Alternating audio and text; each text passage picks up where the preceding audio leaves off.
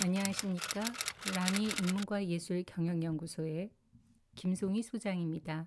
저희 라미는 리버럴 아트 매니지먼트 인스티튜트를 상징하며 4차 산업혁명 시대 융복합 인문학의 강연 기획과 출판을 진행하고 있습니다.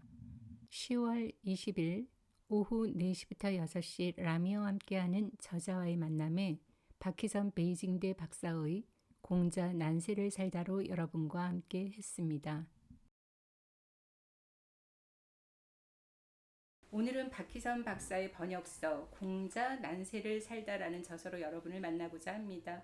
사실 지금은 업무 시간이라서 이 강연에 참여하시기 어려우실 텐데요. 이렇게 함께 해주셔서 감사하고 오늘 이 강의를 근거로 또 다른 토론회 장을 이어가길 바랍니다.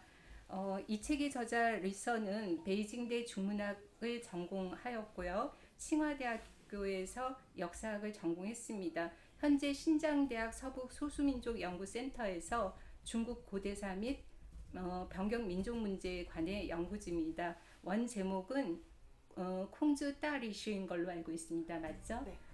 오늘 700페이지 가량을 박희선 박사는 베이징대에서 학부, 석사, 그리고 박사까지 현대 작가 라오셔를 연구했습니다. 박희선 선생님은 저하고 같이 대학에서 강의를 하면서 인연을 맺었는데요. 언어적인 감각이 특별한 사람이다라고 그런 이미지를 많이 받았습니다. 현대문학 전공자인데 아마 고전문학 학회에서 통역을 가장 많이 맡았던 사람이 아닐까 싶을 정도로 완벽하게 구사해냈고요. 그래서 제가 이렇게 실제로 그렇게 완벽하게 통역을 한 거는 박희선 선생님인데 제가 그 곁에서 프라우드를 많이 느꼈습니다. 어느 날 근데 갑자기 소설 번역을 하겠다고 하더니 급기야 중국 고전서를 번역했다고 해서 제가 바로 당장 책을 구입해서 읽었는데 어느 한 구석 흠잡을 데가 없더라고요. 정말 완벽하게 번역을 잘 해내서 정말 전도가 양양한 학자이자 번역가다라고 생각이 들어서 특별히 모셨습니다. 4차 산업혁명 시대라고 하는 지금 이 시대는 혼란과 번역의 시기이죠. 최근 오징어 게임이라고 하는 드라마가 쓰나미처럼 전 세계를 휩쓰는데요. 결국 이런 가치 혼란과 인간이 왜 살고 무엇을 위해 살고 어떻게 살아야 할까 의문점을 던져준다고 생각합니다. 공자가 살았던 춘추 전국시대도 별반 다르지가 않았죠. 전쟁이 난무했던 시대고 그리고 도의의 타락과 인륜 질서가 파괴됐던 그런 시대죠. 거기에 이런 시대이기 때문에 단순히 고전을 그러니까 공자를 단순히 고전으로만 볼 일이 아니라 그 시대를 현대에 재조명하고 재해석해서 나갈 필요가 있겠다라는 생각을 했습니다. 그렇다면 이 책에서 본 공자의 시대는 어떠했을지 박희선 선생님께 들어보겠습니다.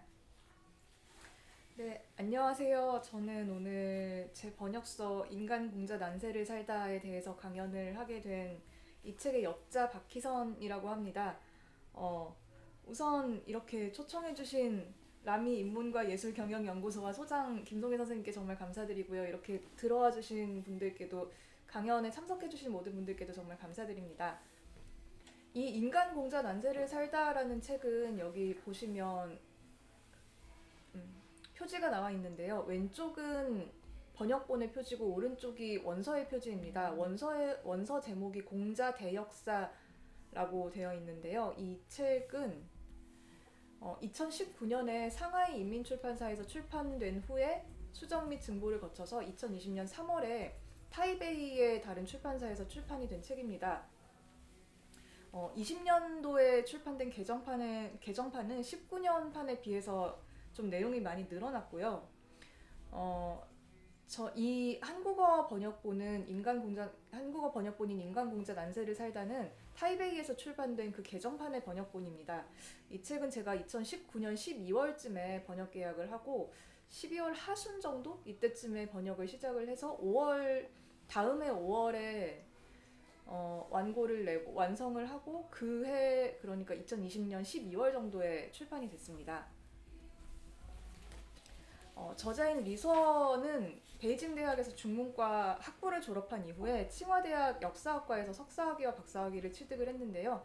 지금은 신장대학 서북소수민족연구센터에서 중국 고대사와 변경민족 문제에 대해서 연구를 하고 있습니다. 책에 대해서 살펴보자면 이 인간 공자 난세를 살다라는 책은 공자를 시대의 거울로 삼아서 공자를 통해서 춘추시대 말기의 역사를 살펴본 책이라고 얘기를 할 수 있을 것 같습니다. 그래서 공자의 일생과 성격, 인물됨이라든가 사상, 공자가 제자들에게 어떤 내용을 가르쳤는지 이런 것들을 굉장히 상세히 설명을 했고요. 그리고 굉장히 어지러운 시대였죠. 춘추시대 말기 이때 격변하던 시대 속에서 공자와 그 제자들 집단이 어떤 상황에 처했었는지를 해설하고 있습니다.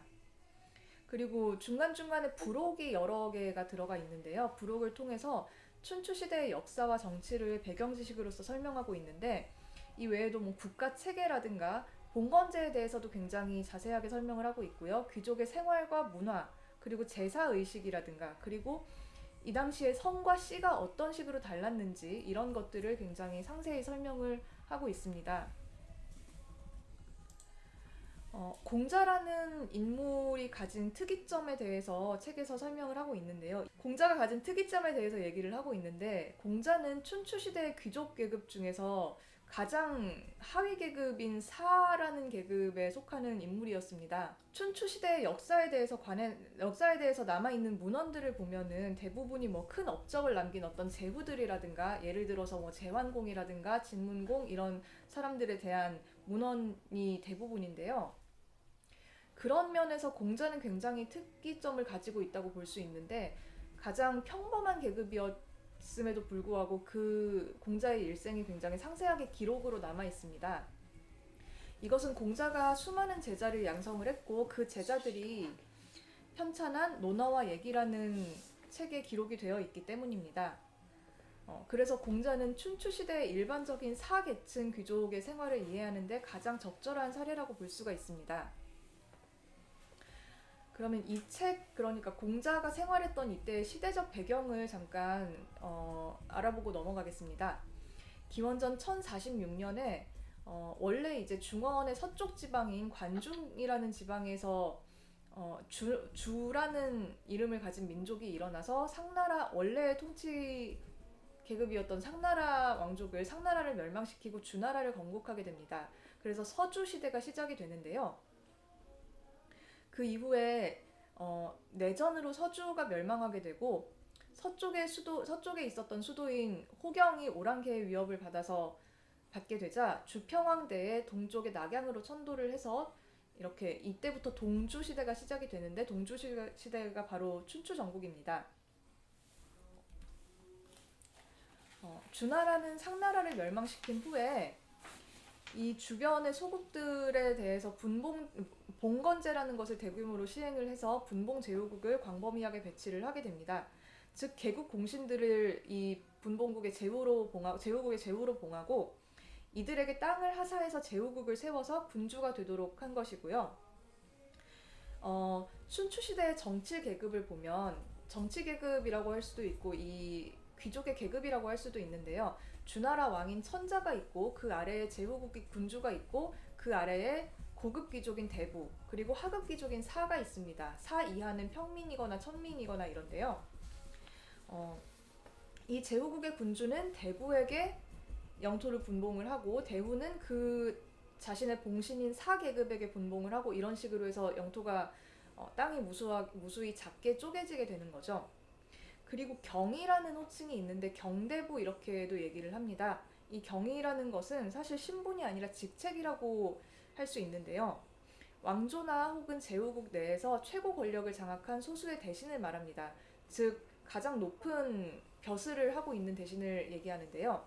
원래는 세습되는 그런 지위가 아니지만 공자가 살고 있던 시대, 그러니까 춘추시대 말기에 와서는 거의 대부분의 제후국에서 경의 지위가 세습이 되고 있었습니다. 즉 몇몇 가문 내에서 몇 가지 이제 그 지위가 계속 세습이 되고 있었다는 거죠. 이 책에서는 이 경의 지위를 세습하는 이른바 세경이라고 말하는 과문을 과도라고 지칭을 합니다.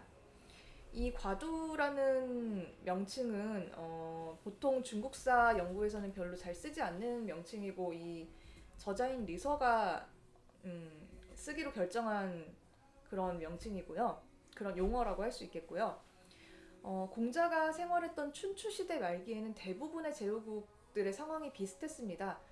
몇 개의 과두 가문이 권력을 독점한 과두공화제라는 형태의 이런 정치를 띠고 있었고 정치를 보여주고 있었고 제후국의 군주의 권력은 굉장히 약화되어서 거의 뭐 실권이 없다시피 한 그런 상태였습니다. 이런 사회는 계층 간의 이동이 거의 없는 굉장히 고착화된 사회였는데 이런 사회에서 최하위 귀족에 속했던 공자는 주나라가 세워졌을 때쯤에 주공이 제정한 주례라는 그런 질서를 회복하려는 생각을 가지게 됩니다. 그리고 이 이후에 이제 춘추 시대가 끝나고 전국 시대로 접어들면 과두공화제가 군주 집권제로 변화하면서 이때 이제 변법이라는 게 시행이 되게 되죠. 여러 나라에서 변법을 시행해서 정치의 형태가 그 이전과는 완전히 바뀌게 됩니다. 군주는 과두 귀족, 그러니까 그 군주의 권력을 압박할 수 있는 그런 대형 귀족이 출현하지 않도록 하기 위해서 귀족 계급 자체를 아예 없애버리고 관료제를 수립해서 모든 관료와 기관을 국가에서 관리하게 되고요. 그리고 백성들의 호구를 국가에서 파악해서 모든 백성을 국가에서 통치하고 군대도 국가에서 관리하게 됩니다. 원래 이전에 춘추 시대에는 군대는 거의 귀족 집안의 사병처럼 그렇게 되어 있어서 뭐 전쟁을 할 때만 차출이 되어서 이렇게 전쟁을 하는 그런 형태였고요. 이 춘추 시대의 가장 강대한 나라 중에 하나였던 진나라가 분열돼서 세 나라로 분열되었는데 위나라, 조나라, 한나라가 가장 빨리 군주 집권제를 이루게 됩니다. 그 이후부터 사실상 이 책의 주된 내용이 공자의 일생을 굉장히 자세하게 설명한 내용인데 네, 선생님께서 지금 시대 배경에 대해서 좀 설명을 해주셨는데 고대 그 명예 교수였던 김충렬 선생님은 춘추 전국 시대를 인성의 매몰, 도의의 타락, 인륜 질서의 파괴, 사회의 기강의 해이 그 자체로 난세라고 진단했는데 그렇게 정리를 하면 될 것 같습니다. 이 책에선 그 두 번째, 세 번째 챕터에서 공자의 일생에 대해서 상당 부분 나오게 되는데요. 여러분이 다소 그 부분에 대해서는 너무 분량이 많기 때문에 피로감을 느낄 수 있는 것 같아서 개괄적으로 설명을 들어보겠고요. 그리고 선생님이 논어에서의 어떤 구절을 특별히 좋아하는지 그 말에 어떤 의미를 어떻게 새기는지 좀 알려주셨으면 합니다.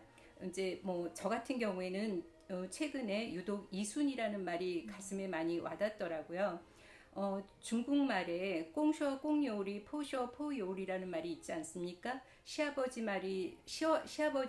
말을 들어보면 시아버지 말이 옳고 시어머니 말을 들어보면 시어머니 말이 옳고 사람들이 이제 시시비비를 따지는다 보면은 뭐 그것을 적절히는 따져야 될 필요가 있죠. 그래야 이제 사회에 어떤 잣대가 필요한데 너무 지나치게 그런 것을 캐고 따지고 그러다 보면 인간과 인간이 어떤 선을 긋게 되고 인연을 끊기도 하고 또 이해관계의 충돌로 이어지기도 하는데 말이죠.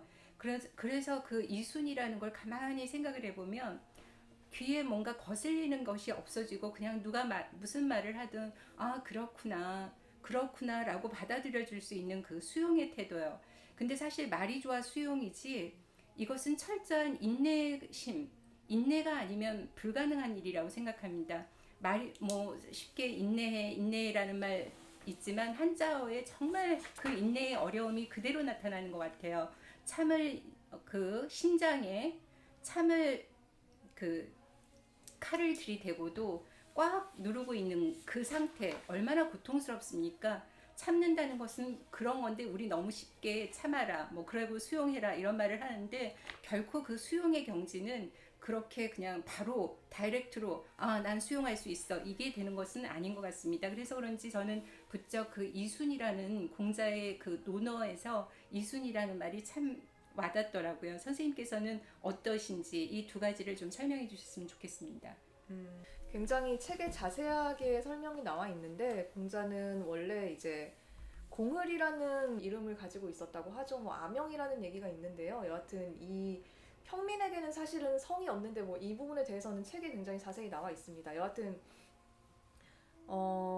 즉 이걸 얘기를 하자면 얘기가 길고 줄이자면 또 너무 줄어질 것 같은데 아무튼 공자는 공자의 사실 어머니는 공자 아버지의 첩도 아니고 정실부인도 아니고 그냥 정말 뭐 어쩌다가 정을 통한 사이? 이런 식의 사이였기 때문에 공자의 어머니는 공자에게 공자의 아버지가 누군지를 알려주지 않았고 그래서 공자는 전혀 아버지가 누군지를 모르고 크고 있다가 15살 때 어머니가 돌아가신 다음에 어떻게 우여곡절을 통해서 뭐 그 공씨 집안에 정식으로 입적이 됩니다. 굉장히 드문 예라고 할 수 있는데요. 이때 굉장히 신분의 구분이 엄격했기 때문에 사실 평민 출신의 이런 사생아가 귀족 지방에는 입적되는 게 쉽지 않았지만 공씨 집안이 거의 대가 끊길 그럴 위기였었기 때문에 그런 특수한 상황으로 인해서 공자가 입적이 되게 됩니다. 그래서 뭐 15세에 지유학했다는 얘기를 하죠. 공자가 15살 때부터 학문의 뜻을 두었다 이렇게 얘기를 하는데요. 사실상 그 이전까지는 뭐 평민으로 살아왔기 때문에 이런 귀족의 전유물인 교육과는 연이 없었다. 그렇기 때문에 15세에 교육을 받기 시작했다 이렇게 받아들여도 될 것 같습니다. 그래서 20대 때는 뭐 하급 관리 일을 했었고 그리고 30세 때쯤에 귀족 가문의 관원 상제를 주관하는 일을 시작하고 이때 이제 서당 비슷한 그런 사숙을 열어서 제자를 받아서 가르치기 시작합니다. 이때 뭐 안회라든가 안회의 아버지인 제자라든가 그리고 자로 같은 그런 유명한 제자들이 처음부터 이때 공자에게서 배우기 시작했던 것이죠. 그리고 34세 때에 대귀족 가문의 후계자를 가르치는 가정교사가 되어서 좀 더 좋은 대우를 받게 되고 35세 때는 공자가 생활하고 있던 노나라에서 내전이 일어나서 군주인 노소공이 내전에서 패해서 그 옆나라인 제나라로 망명을 하게 됩니다. 공자는 노소공을 쫓아서 제나라로 망명을 했는데 사실상 이 당시에 공자가 이런 결정을 한 것에 대해서 굉장히 책에 흥미롭게 설명이 되어 있습니다. 이 부분에 대해서 잠깐 얘기를 하자면 굉장히 고민을 하다가 노소공을 쫓아서 제나라로 가게 되는데요. 일단은 공자는 하급 귀족 출신으로서 지금은 그래도 어느 정도 괜찮은 대접을 받고는 있었지만 결국은 대부라는 신분이 아닌 사신분으로서 군주의 바로 곁에서 이렇게 군주를 모시면서 벼슬을 할 그런 신분은 아니었던 것이죠. 그래서 그러면 가능성이 그나마 있을 만한 것이 노소공이 망명을 했으니까 망명 정부로 가서 거기서 이제 노소공에게 잘 보이면 노소공 곁에서 보필을 할 수 있지 않을까라는 생각을 하고서 노소공을 쫓아갔던 것이고요. 그리고 공자는 굉장히 이 주례를 중시하고 원래 처음부터 주나라 최초부터 내려왔던 위계 질서, 이 정치 질서를 굉장히 중시했던 사람입니다. 그래서 군주를 꼭두각시처럼 이렇게 휘두르는 그런 사만 가문 밑에서 일을 하고 싶지가 않았던 것이죠. 군주를 쫓아내기까지 했으니까요. 그리고 양호라는 인물에 대해서 후에 말씀을 드리겠지만 공자의 거의 뭐 평생의 라이벌 같은 그런 존재가 있었는데 그 양호가 사만 가문 아래에서 일을 하고 전쟁을 하고 이렇게 중용되고 있었기 때문에 양호와는 반대되는 길을 선택하겠다 이러한 심리도 있었을 것이라고 저자가 보고 있습니다.